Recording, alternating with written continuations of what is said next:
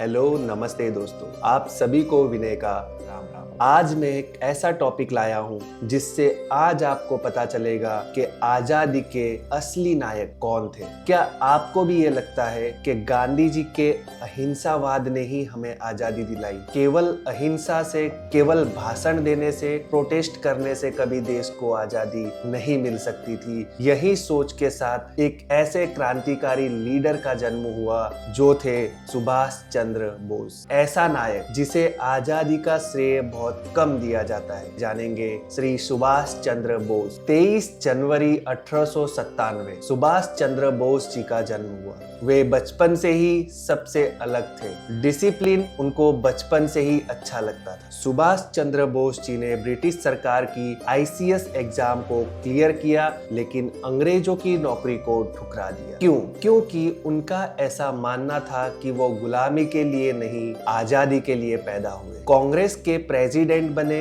लेकिन जब नेताजी को ये लगा कि स्पीच से आजादी कभी नहीं मिल सकती, एक्शन चाहिए, यहीं से नेताजी ने अलग रास्ता चुना। 1942 में नेताजी हिटलर से मिले। ये मीटिंग जो थी ये सपोर्ट के लिए थी, आइडियोलॉजी के लिए बिल्कुल नहीं। लेकिन जब हिटलर ने मदद से हाथ खींच लिया तो नेताजी ने यह फैसला किया कि वो जर्मनी से जापान जाएंगे, और जापान जाकर नेताजी ने बनाई आजाद हिंद फौज। नारा दिया, चलो दिल्ली। आजाद हिंद फौज एक सेना नहीं थी, बल्कि ये ब्रिटिश हुकूमत के खिलाफ एक आग थी। आजाद हिंद फौज की वजह से ब्रिटिश इंडियन मिलिट्री में एक बगावत फैल गई, जो कारण बना ब्रिटिश हुकूमत के इंडिया से जल्द भागने का। नेताजी ये कहते थे, तुम मुझे खून दो, मैं तुम्हें आजादी दूंगा। 18 अगस्त 1945 को ये कहा गया कि प्लेन क्रैश में नेताजी की मौत हो गई, लेकिन ना बॉडी मिली और ना ही डीएनए प्रूफ। उस टाइम की मुखर्जी कमीशन जो इस केस की जांच कर रही थी, उन्होंने कहा कि प्लेन क्रैश की थियरी मैच नहीं होती। आज भी नेताजी का डेथ भारत का सबसे बड़ा राज है। मैं नेताजी को